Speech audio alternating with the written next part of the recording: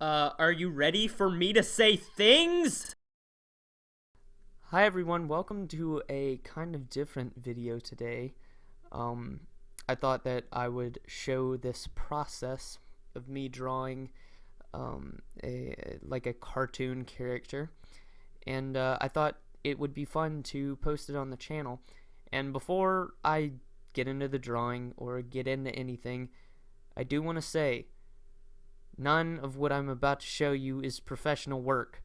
I do not get paid for any of this for drawing or making drawing tutorials.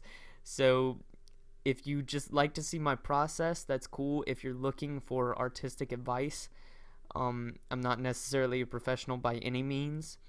I just wanted to post this on the channel. So if you do find what I have to say interesting, by all means use it.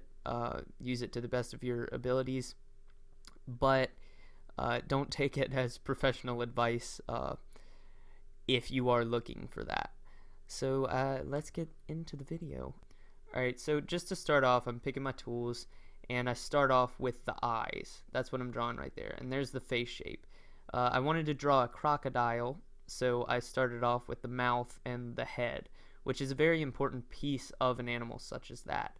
One thing about pixel art is the curves are important. Right there you see that I'm drawing the head and the body, but being very particular on what curves I choose to draw and what curves I don't choose to draw. Then there's that eye part, filling in and sort of working my way throughout that to find what eye shape best suits the crocodile. Then I'm drawing the face, some of the features, the arm. The arm was very important. And I go back and I erase some of it because some of the arm made me feel weird, like it didn't look right, of course. And then I'm filling him in with green, and then I fill in his stomach with lighter green. There's me fixing that arm. I filled in his mouth. I've got to fill in his eye with white. I'll do that in a second. Yep.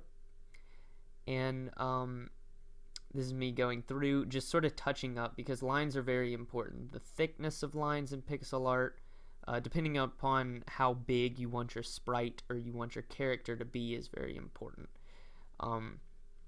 Then right there, I'm choosing a little bit of a darker shade to sort of shade in, and I am, again, by no means an expert at this, so I just sort of pick and choose which lines I want to shade. Of course, underneath the head, where it sort of expands out on the neck, is a very important place for shading because it's sort of resting on the neck and it's not smaller or the exact same size of the neck, so you do have to fix it according to whatever you want personally. And then I'm drawing the teeth right there. You see I've sort of got that jagged crocodile look, the serrated edge. As you go through, you sort of gotta find what shapes and what angles make your drawing look best. Right there, I'm shading in the eye to make it look darker, and then some more of the neck I'm doing just to sort of bring that out. Some of the nose, touching up here and there. The snout was very important, the curves and the shading on that. Then I think I'm moving on to the back of the head soon. The shading for the back of the head was very difficult. You see right there, that looks bad. As I was going through, it did. And sometimes it's like that when you're creating something. Sometimes you have to start over and sort of take a few steps back. The great thing about pixel art is you can sort of just erase and it's not a big deal. Right there, that's points, that's accidents that are good. Right there, I'm writing happy accident, nice Bob Ross reference. Because sometimes the accidents do make the work better. Sometimes it's just like that. Like that shade of green goes better with the chest of the alligator and the darker colors as well. So the shadow is brought out a little bit more on the shading, and the crocodile is sort of brought out a little bit more and more emphasized. Then I was trying to figure out some way to make like a darker tongue sort of look. I don't think that I really got satisfied with any of the things that I was doing, so I sort of went back on that idea And again, you do that a lot. Then this is just me going through, making sure I'm satisfied, and then working on that shading underneath the arm. The underneath the arm is very important, and like around the body, to sort of accentuate certain parts of the crocodile. So you see right there, I'm sort of indecisive as to what I want to do. Then I'm going back to the teeth, sort of taking a break from that. And then I'm looking at background colors. Now, when you're choosing backgrounds, of course, you want to choose a color that fits your drawing very well, and that's what I'm doing. So that's me just touching up some of the lines, making sure the lines look good, and they look nice and clear and crisp. Then this like drool that I was trying to do took so long. It was so hard for me to come up with a concept and a shape that I really enjoyed and that I thought looked good, because that right there, it looks weird. Just to me personally, it might look good to you, but I wasn't satisfied with it, so I changed it. Then that thought bubble, I was trying to do a thought bubble, didn't work at all, was terrible, took forever. And then Phil the Crocodile, that's gonna be his name. And oh my gosh, I had so much trouble just setting this up right.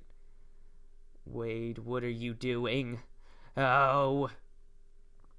And it was doing something weird where it was like erasing what I had done whenever I drew the next bit. Like say I draw that circle and then I press undo and it erases my text as well as the circle. It was weird. And that's the finished product. Phil the Crocodile. I'm shading in the slobber whatever. Thought about blacklining it, and sometimes it doesn't look good that way. So then I just stopped right there. And yeah, that's our finished product. We have Phil the Crocodile, and I was really satisfied with this drawing. I actually didn't choose to erase the mouth part that I filled in, because that does look good now that I look back on it. Oh well. It's hard to kind of go back and narrate at a faster speed what you were doing and what was going through your head. But yeah, I hope you enjoyed this video. I had a lot of fun creating and drawing Phil here. And I hope you enjoyed watching me, even though this may not be the best advice for someone who is looking to go into pixel art. I just thought I'd show you guys my personal appeal and my method, sort of, why I got into pixel art, because it was such a fun thing to just get on and create, because the system is very easy to manage. But yeah, that's gonna be it for this video. I hope that you enjoyed. Again, please like, comment, share, subscribe, turn on notifications for when I post next. Have an amazing day, and I'll see you next time.